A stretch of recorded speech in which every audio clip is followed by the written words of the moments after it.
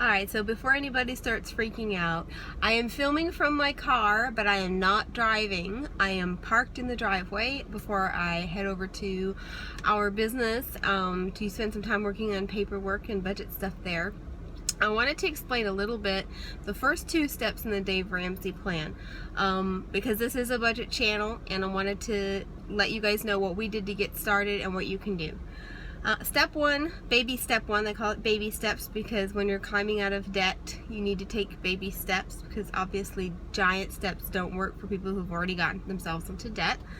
So baby step 1 is the emergency fund. It is doing whatever you need to do to get $1,000 together in an emergency fund because you will find that once you start trying to pay off debt, that Murphy comes knocking, the car will break down, you'll have a kid that needs to have a broken arm set, and if you don't have insurance, which we're self-employed and we don't have insurance at the moment, we have catastrophic coverage, but not everyday coverage. So the emergency fund is a pad between you and Murphy's Law, between you and life.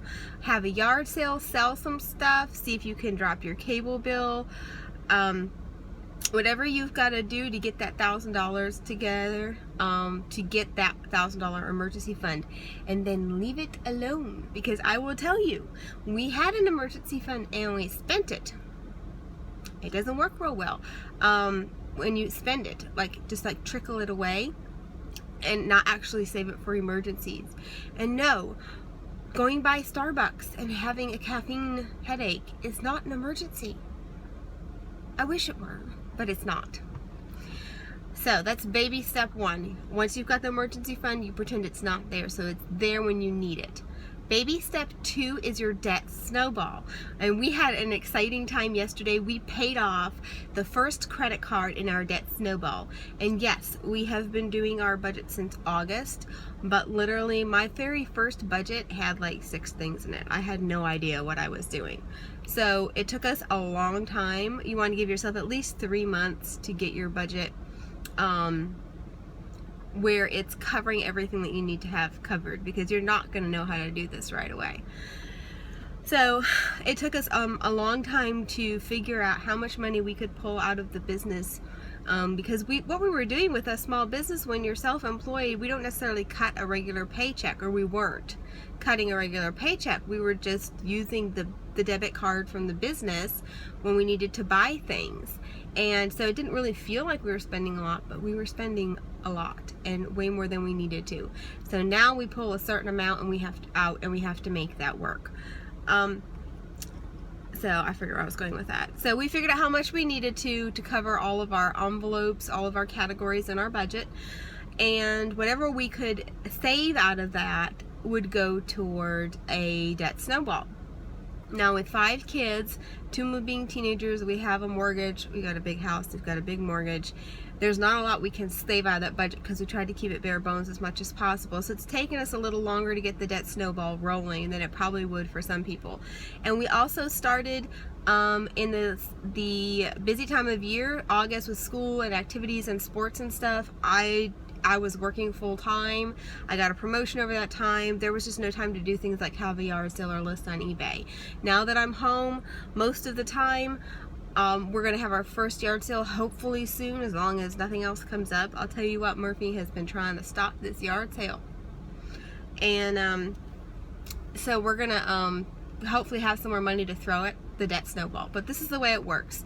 You list all of your debts, smallest to largest, and you make sure that you're making your minimum payments on all of those. We're not skipping anything. On all of your debts, smallest to largest, whether they're personal, credit cards, family loans, whatever it is. And you start with the first one, and any extra that you can possibly squeeze out of your budget, or any extra you make on the side, you throw at that smallest one in addition to your minimum payment.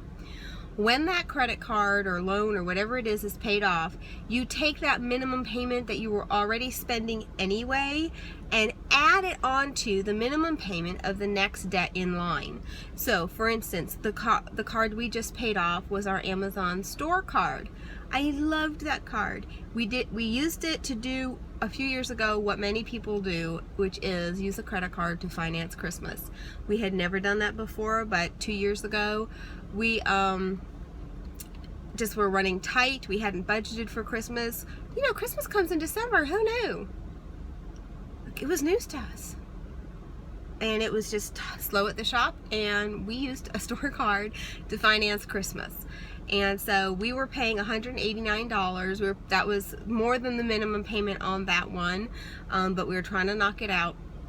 And we made the last payment yesterday, and I called in and closed the account. So now that payment is getting rolled over onto the next debt in line, which is a credit card. It's not really a credit card. It was a part, well, I guess it is a credit card, but we never actually had an actual card. It was a credit line for putting the air conditioner units on our house when we were building the house. We have 2 air conditioning units because we have a 3,500 square foot house. So that's what that line of credit is for. So now instead of only paying $200 a month on that one, we're going to be paying over $300 a month on that one. We didn't roll the entire Amazon payment over because we were paying so much more than the minimum, and we needed a little more wiggle room in our budget. It was so tight that it's squeaking. But you know, you do what you do, rice and beans, when you're trying to get out of debt. So we put an extra $100 onto that one. We're actually going to be calling them and changing that minimum payment today, so I'm excited. So that is your debt snowball, and once that's paid off, we'll take that $300 payment and roll that onto the next one. So you see it accumulates, and you're making larger and larger payments on your debts without actually spending any more. You're not going to miss the money. You're already having to pay it every month anyhow. And then whatever extra we can get together, we'll throw that at it, and we're just going to pay it off as fast as possible. I don't really know timeline wise, like when it's all going to be done. I haven't really gone ahead and done the math on that. But it was, guys, just the little bit of joy and freedom that we got having that one out of the way finally was so huge. Like, I can't even fathom what this is going to be like when we pay off that last debt, you know, other than like the house. So those are the first 2 baby steps. If you have any questions, post them below. Hit the like and subscribe button so we can keep getting these videos, and I will see you later. Bye. Well, if I can get this, you know, to turn off.